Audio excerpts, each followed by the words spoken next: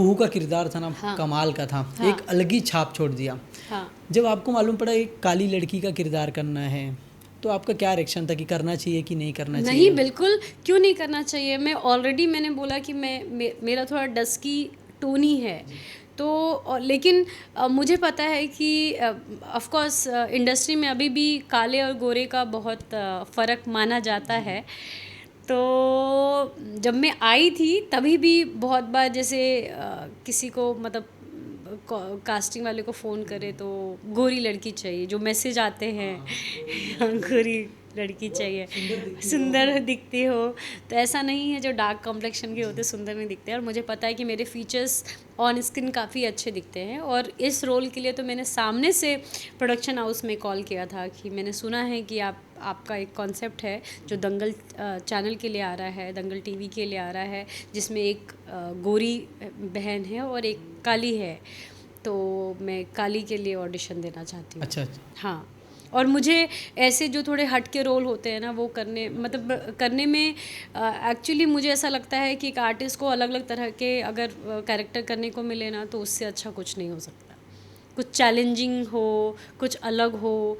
और फिर जब वो मुझे मिला तो मैं बहुत डर गई थी एक्चुअली कि अब मुझे इसमें और क्या क्या काम करने हैं ताकि इस रोल को, इस कैरेक्टर को, कि उसमें हमेशा मैं जब भी बैठती थी ना और सीन पढ़ते रहती थी, आपने देखा होगा कि मैं हमेशा अलग बैठती थी अलग और बैठे, सबसे अलग।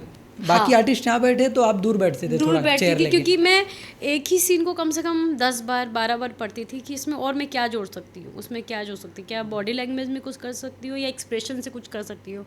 तो मेरा हर टाइम यही रहता था कि कुछ तो अलग करूँ, कुछ अलग हाँ, निकालो, कुछ अलग करना है मुझे ताकि वो कुछ लोग अलग इम्प्रेस दिखे, हो जाए। इम्प्रेस हो जाए। लेकिन गॉड ग्रेस है कि मैंने सच में बहुत मेहनत की कुहू के कैरेक्टर के लिए, और जो मेरी मेहनत है और जो वो हक मुझे मेरे ऑडियंस, मेरे फैंस से मिला, जो हमारे प्रोड्यूसर्स हैं उनसे मिला, जो हमारे क्रिएटिव्स थे उनसे मिला, जो चैनल्स के लोग थे, मनीष सर ने काफ़ी तारीफ़ की थी मेरी कुहू के कैरेक्टर के लिए, तो जो वो हक था वो मुझे उनसे मिला। तो वो बहुत अलग सी खुशी होती है कि मतलब आपको ऐसा लगता है कि आप जो कर रहे हो या जो मेहनत कर रहे हो आप जिस चीज़ के लिए, वो सही डायरेक्शन में जा रहा है। जी, मैं बात करूँ कुहू का किरदार और अमोली का किरदार, हाँ। दोनों किरदार में से सबसे ज़्यादा आपको कौन सा किरदार पसंद है? मैं सच बोलूँ तो मेरे लिए दोनों ही बहुत मेरे दिल के करीब है, और दोनों बहुत अलग थे। वो दोनों अलग है, मराठी, जमीन आसमान का ज़मीन फर्क है। आसमान का फ़र्क था। वो मराठी था, उसका लुक बहुत सुंदर दिखती थी, वो गरीब थी लेकिन सुंदर दिखती थी। यहाँ कोई इतनी गरीब नहीं थी लेकिन वो बुरी दिखती थी, और उसकी आदतें थोड़ी अजीब सी थी, गाँव और गांव देहाती की, और वाला। कभी वो बुरा नहीं मानती थी। सबसे इसका प्लस पॉइंट है कुहू का कि उसको कभी कोई चीज़ बुरी नहीं लगती थी। उसको हर चीज़ रियलिटी पता है कि मैं ऐसी दिखती हूँ तो ठीक है ना, अगर कोई मेरा मजाक उड़ाता है तो क्या ही हो जाएगा। तो दोनों बहुत अलग थे और दोनों मेरे दिल के बहुत करीब हैं। ऑफ कोर्स बैरी पिया ने मुझे इंडस्ट्री में और इस मुंबई में एक जगह बनाई है, तो वो तो हमेशा मेरे दिल के करीब होगा। और वो जो फैंस हैं आज भी मेरे फैंस हैं, अब वो फैंस मेरे कुहू के कैरेक्टर के फैंस बन गए हैं। तो वो ऑफ कोर्स वो अगर जर्नी स्टार्ट नहीं होती अमोली से तो मैं कुहू तक नहीं पहुंच पाती। तो मेरे लिए दोनों इम्पॉर्टेंट है। लेकिन जो अभी कुहू का कैरेक्टर है,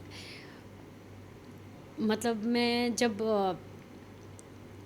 जब मैं सीन करती थी तो कई बार ऐसा होता था कि सोचती थी कि अगर इसके साथ ऐसा हुआ है तो वो कैसे रोएगी, अगर सच में ऐसी लड़की होती मैं तो वो कैसे रोती होगी, वो हंसती होगी तो कैसे हंसती होगी, अगर कोई उसको मारेगा तो वो क्या रिएक्ट करेगी। तो 24 घंटा मेरे दिमाग में ना कुहू के कैरेक्टर ने बिल्कुल मतलब छाप छोड़ दिया था, क्योंकि मैं इतनी ज़्यादा डूब गए थे घुस उसमें। गई थी उसमें, और घुस गई हूँ अभी भी। और मुझे ऐसा लगता है कि सच में जहाँ भी ऐसी कोई लड़की है या होगी तो उसके साथ क्या बीतता होगा उसकी लाइफ में। तो मुझे वो हर टाइम मतलब ये लगता था कि मैं इस कैरेक्टर को जस्टिफाई करना है, मुझे जस्टिफाई करना है मुझे, क्योंकि बहुत लंबे गैप के बाद मुझे बहुत अच्छा काम मिला है और मुझे अपने काम से मतलब ये है कि कहीं भी मैं चोरी नहीं होनी चाहिए मेरी काम से।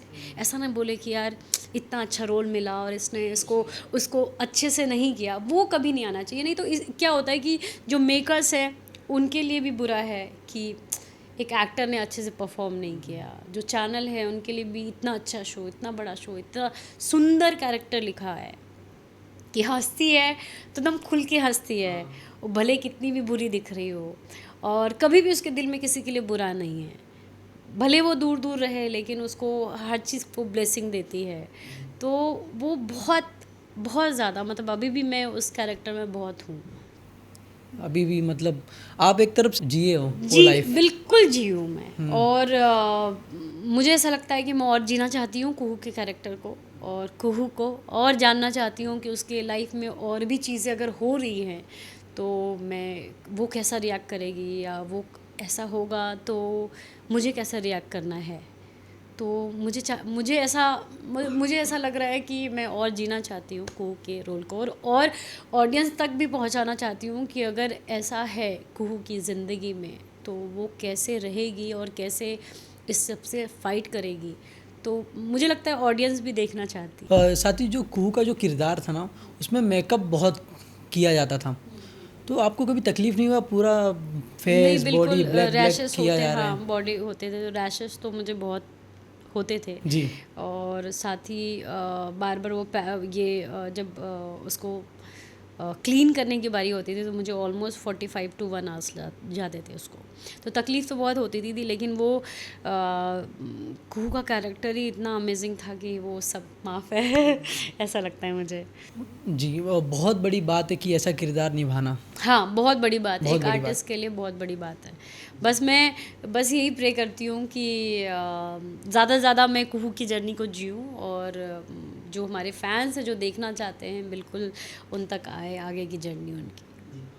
उन लोगों ने बताया नहीं कि किस कारण से शो बंद किया जा रहा है अभी, नहीं इतना अच्छा टीआरपी था। शो ये एग्जैक्टली तो नहीं पता मुझे, जी। लेकिन जब हम लास्ट एपिसोड शूट कर रहे थे तो उसमें प्रोमो शूट हुआ है, और आई थिंक लास्ट एपिसोड जो थे सीज़न 1 के, उसके लास्ट एपिसोड में वो प्रोमो बाकायदा आया है कि हम जल्द आ रहे हैं, और कब कहाँ और कैसे उसके लिए करना पड़ेगा आपको इंतज़ार। सबसे अच्छा बॉन्डिंग किसके साथ हो गई थी? तोसे नैना मिला के विशाल थे, प्रतीक थे, सबसे अच्छी बॉन्डिंग?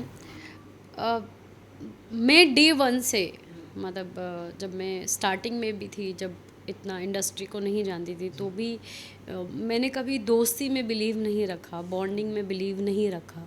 मेरे लिए सिर्फ काम मेरे लिए इम्पोर्टेंट था, क्योंकि मैं जिस जगह से बिलोंग करती हूँ वहाँ पे जब मैं आई भी थी तो मुझे एक टाइम लिमिट ही दिया गया था कि अभी इतने में अगर तुमको काम नहीं मिला तो घर वापस आ जाना। तो मेरे लिए हमेशा से मोटिव रहा है कि मैं अच्छा काम करूं, और आपको ही पता है जब कि लीड करते हैं तो आपको बिल्कुल टाइम नहीं मिलता बॉन्डिंग बनाने का। हाँ, लेकिन मेरी बॉन्डिंग जहाँ तक एक कैरेक्टर को लेकर बहुत प्रोफेशनली सबसे अच्छी रही है। अगर जैसे मेरे और राजीव के बहुत रोमांटिक सीन आते थे तो मेरे उनके वो भी बहुत प्रोफेशनल हैं, तो मेरे और उनके बॉन्डिंग जितना सीन को रिक्वायरमेंट है उतने तक बहुत अच्छी थी। कभी भी मैंने सामने से कभी भी एफ़र्ट नहीं लिया है किसी से बॉन्डिंग, और क्योंकि मुझे टाइम भी नहीं होता था, और मुझे ऐसा लगता है कि मैं सिर्फ काम करने आई हूँ, और बहुत एक अच्छे टाइम के बाद मुझे बहुत अच्छा रोल मिला था, तो मेरा पूरा टाइम यही होता था कि मेरे सीन्स अच्छे होने चाहिए, जी। मेरे सीन्स में ऐसा कुछ करूं, ऐसा अलग से कुछ करूं कुहू के में कि लोग बोले कि वाह कितना अच्छा क्या किया। बात है। तो ये था, तो बस